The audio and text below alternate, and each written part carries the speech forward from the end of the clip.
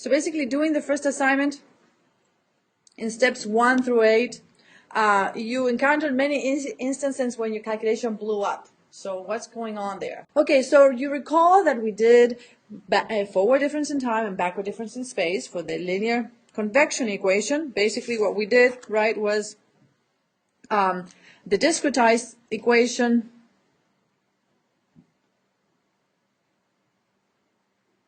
was, well, the forward in time un plus 1 at point I minus un at point I divided by delta t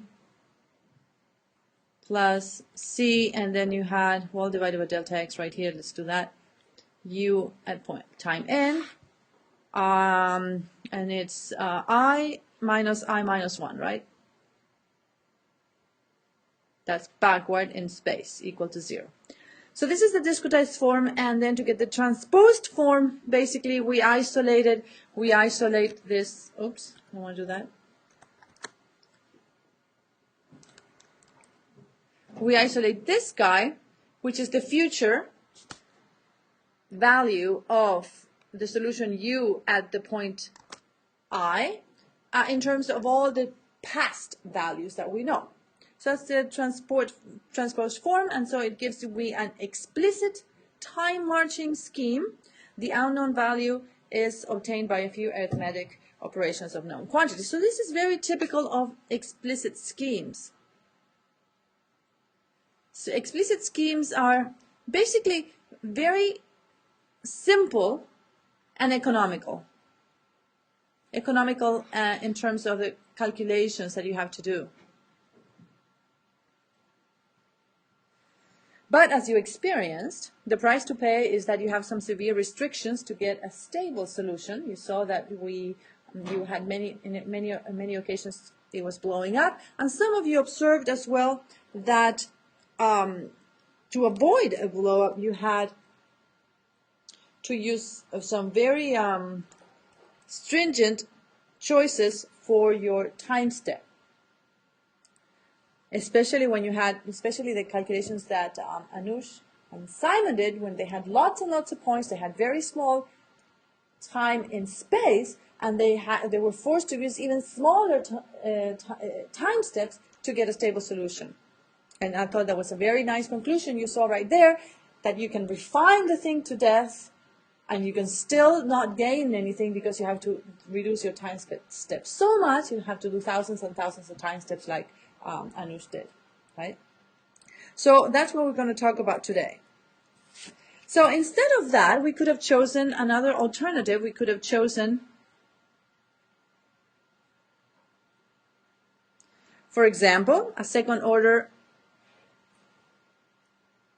central difference in space.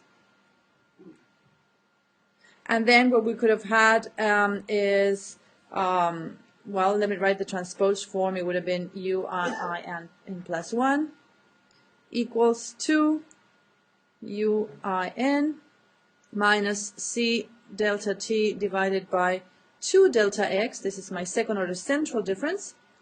U n, but this is I plus 1 minus I minus 1. This would be a central difference in space, which is still explicit.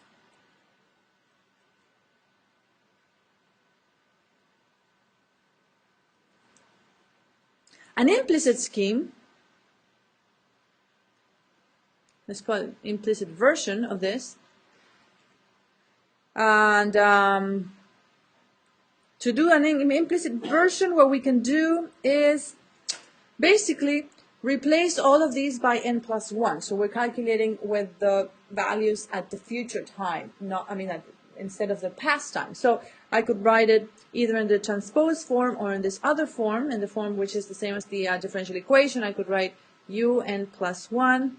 Let me write it all of this on the right hand side. So I'll write ni, this is the form in the first case, plus c over 2 delta x,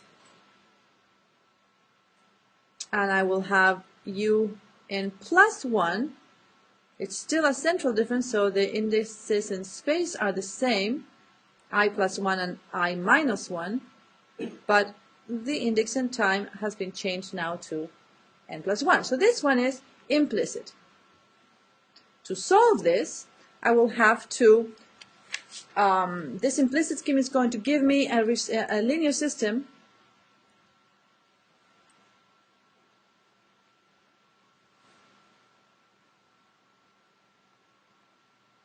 of equations with a tridiagonal matrix.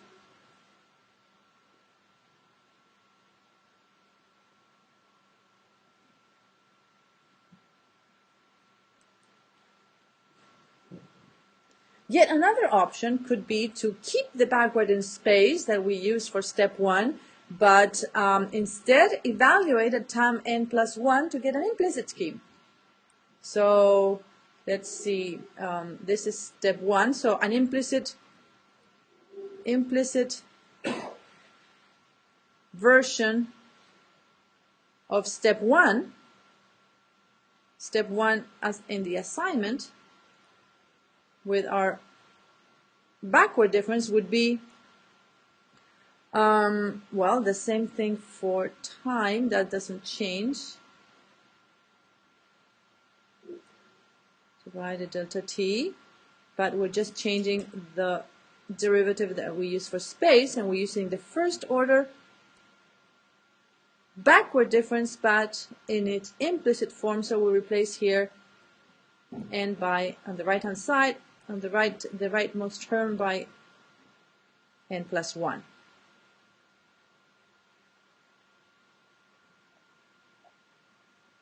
So again, this is going to result in a linear system, and this is an implicit scheme. These two are our central difference, and this one is the backward difference. So these are other options. We could also choose to use perhaps a forward difference in space. You may have asked yourself, why did I give you the assignment with this particular difference formula when there are many others? Well, you could have chosen many others. So for example, suppose that you had instead a finite difference. Let me take a screenshot of that just in case I need to use it. And let's suppose that we could use instead finite difference. Forward difference in space. I'm using to get, again, our time derivative doesn't change, time difference doesn't change. We're just talking about the spatial one, and we're using forward in space now, so we're going to use point I plus 1 and point I.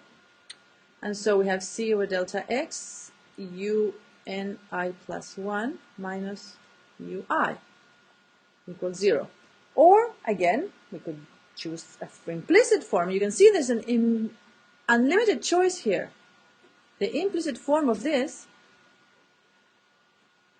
would be un plus 1 I minus un I over delta t plus c over delta x un plus 1 here.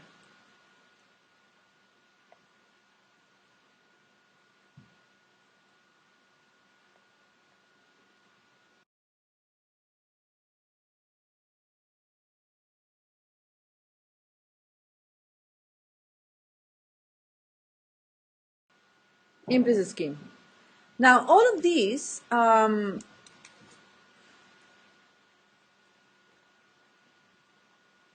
last schemes and the ones used in step 1 plus its implicit version, all of these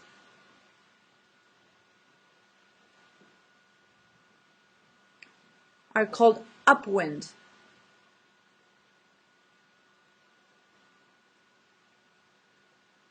Upwind first order schemes, in this case the first order,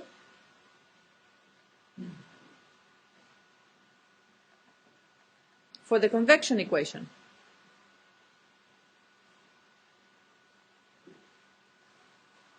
Basically, the Upwind schemes are meant to numerically simulate the property of the direction of propagation of the information in the equation itself. And so they have a bias in their difference formula that is determined by the sign of the characteristic speed. So if this speed is positive, you see the bias here is +1 and 1. It's always ahead, or in the one that we used is the one that we used for step 1 was I and I minus 1. So again, it's always kind of looking forward, right?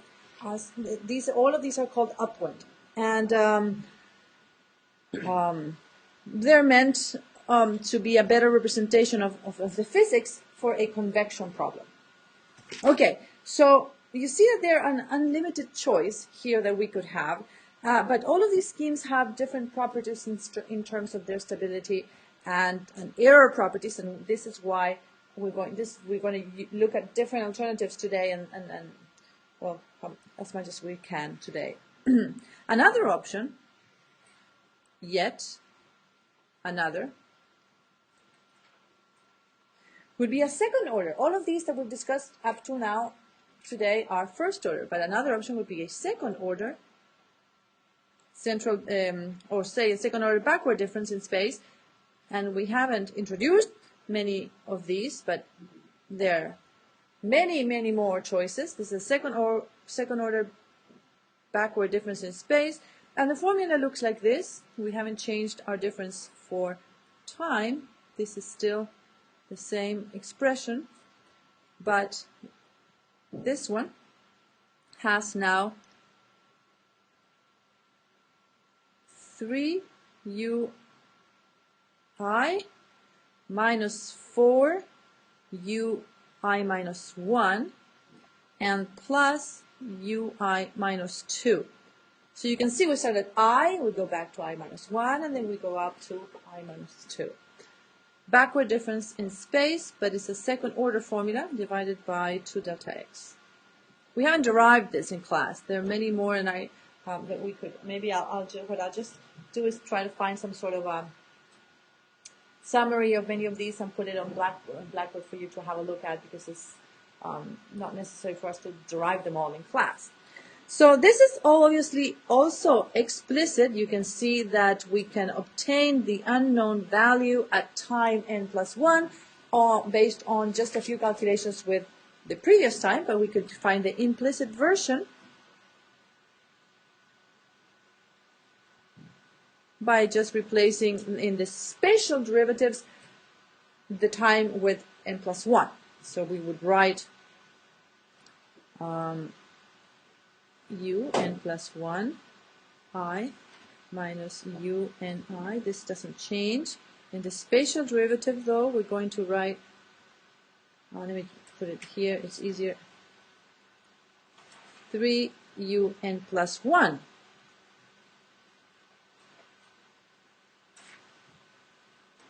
I minus 1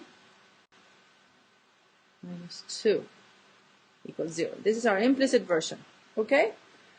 So I'm going to take just a snapshot here and clear my slide to write yet another option, which is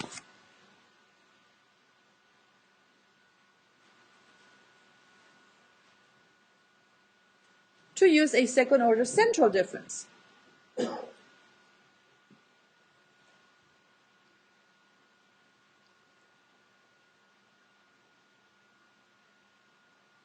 And this we would write again the time. Oh no, sorry. Second order. We already did this one. Second order central difference in space, but we're going to do also now a second order in time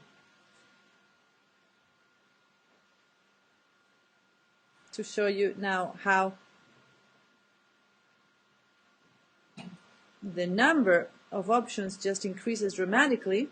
So this one now changed this one to n+1 and n-1, so I have to divide by 2 delta t, and this is second order in time, plus c over 2 delta x, and we have the same, oh, central difference, so I plus 1 and I minus 1.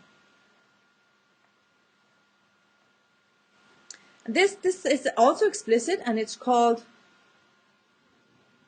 a leapfrog scheme.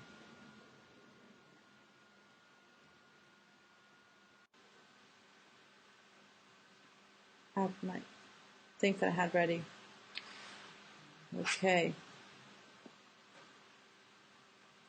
Okay, so you see there a Python code now for, so, okay, let me go back to, so here we are. Okay, this is an example that we're going to do now. And we consider again the 1D linear convection equation, but we're going to consider a bit of a different initial condition. This initial condition is like a witch hat function, which is just a triangular, like a tent, okay? And that's the definition there of your initial condition. And we're going to try, we've written down quite a few different options for this equation, right? The step 1 equation, but for step 1 in the assignment, we only did forward in time, backward in space. Now we wrote several other options. We're going to look at a couple of them for an example, okay?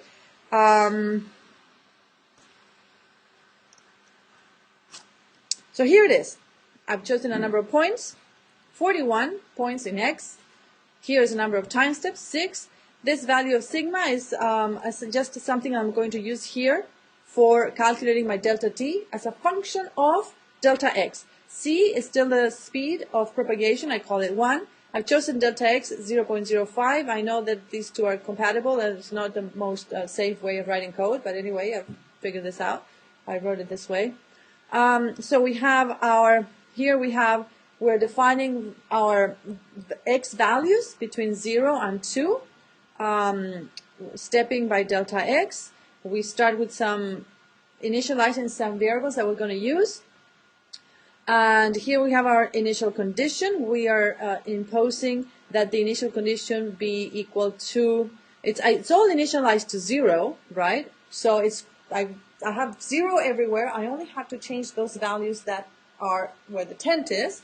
And it's that first expression that you have written there, 10 times x minus 0.9 between 0 and 1, and then between 1 and 1.1 it is 10 times 1.1 minus x. So that's the two expressions that complete my initial condition. Here I've just made this variable u0 equal to u so that I can keep it to plot it later, because I want to be able to plot my initial condition, because I know that the solution to this equation should be that the initial condition is propagated without change of shape in the direction of c, the velocity c that goes in the x direction. So knowing that, I'm going to save this to be able to plot that. And what we do in this example first is we're going to use the explicit central difference scheme that I've just written in the previous slide with the non-dimensional parameter sigma that appears here equal to 0.8. So I've defined it to be 0.8 up here. You see here it is 0.8, and here I just calculate my delta t as a function of that. So here I have the iterations on the time step and the iterations on the grid in X, and I'm using central difference in X. So I have my central difference scheme here where I take ui plus 1 and ui minus 1, so I'm choosing 1 point on each side of I and properly divided by 2 delta x. This is my second order central difference. Do you all agree?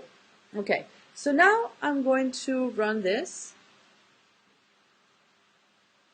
I don't know why it takes so long. Okay, and what you see is something not very nice. You agree? So I've asked it to be interactive so I can plot interactively the solution within each iteration in the time so I can see it move.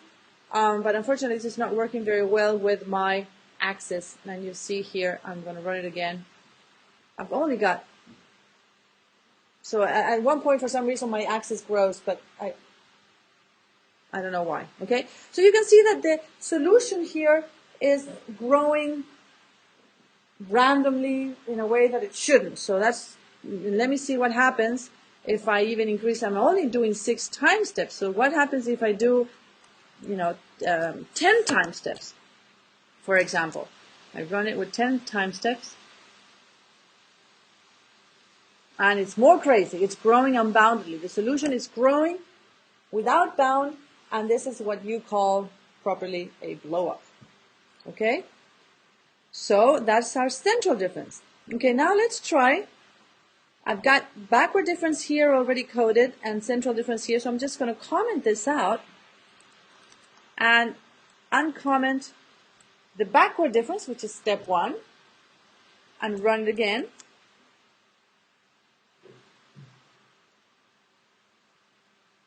And there is the final snapshot plots in blue, the initial condition. You see what you expect, which is the solution is being propagated properly, it's not growing unbounded, it's not blowing up, but we see some rather large amounts of error here.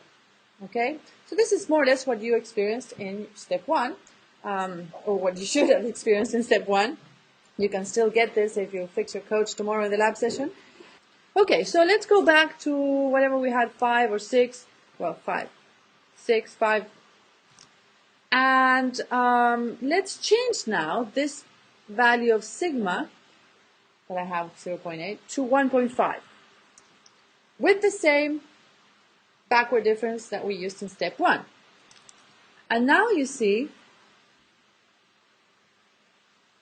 that this thing blows up really nasty.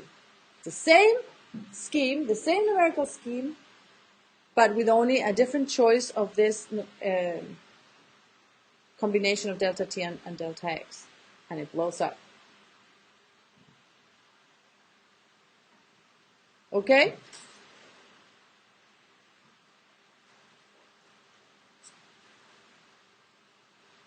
So in our example, we have, first, we try the explicit central difference scheme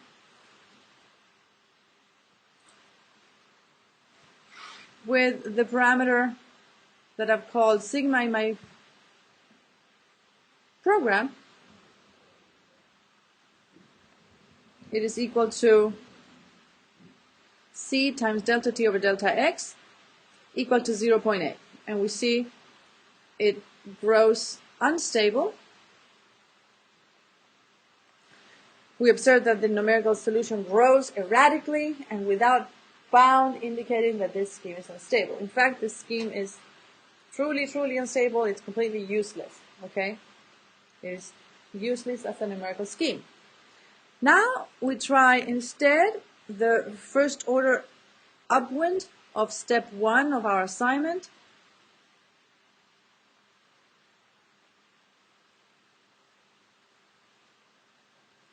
And we saw that the solution is acceptable with sigma equal 0.8, and we get that the solution is acceptable. Well, not so acceptable. It's okay, let's just say, but significantly diffused.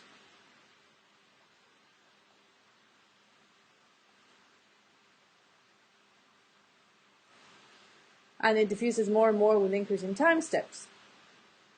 I could have done a bigger domain so I could look at more time steps, my wave moving, and it would progressively just melt out, like somebody pointed out in their presentation.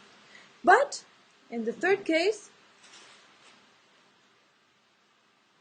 we do the same as B, but with sigma equal to 1.5. And we again observe that the solution is erratic and it grows.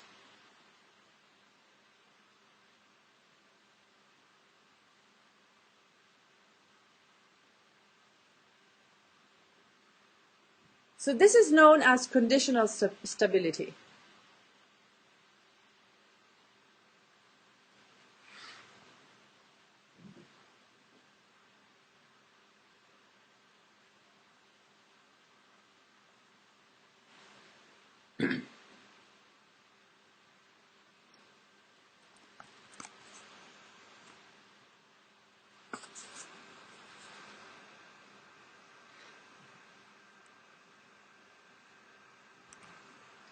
So the basic questions that we have to ask in general, you see that some schemes are numerically unstable and that's completely useless. Some other schemes are stable with sometimes and sometimes not.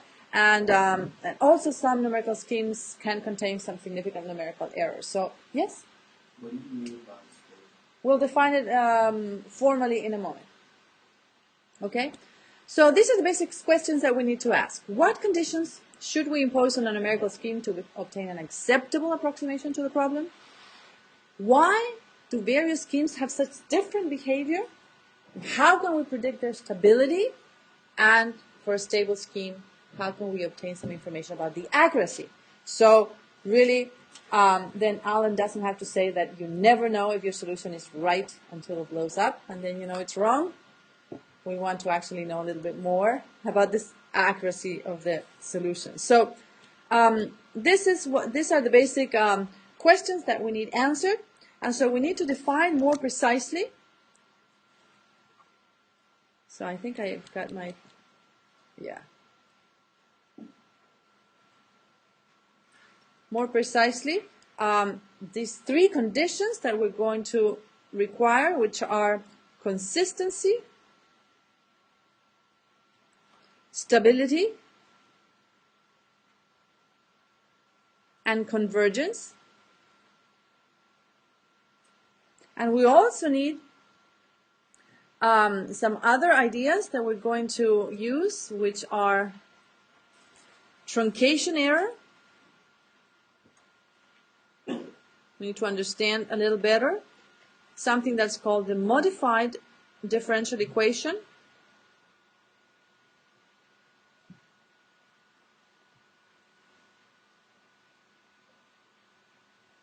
And things like diffusion and dispersion of the numerical solution. These are the things that we're going to discuss now in the analysis section.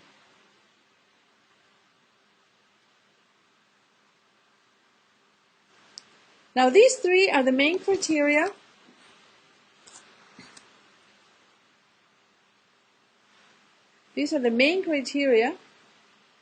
that we need to ask of a numerical scheme. It needs to be satisfied by a numerical scheme.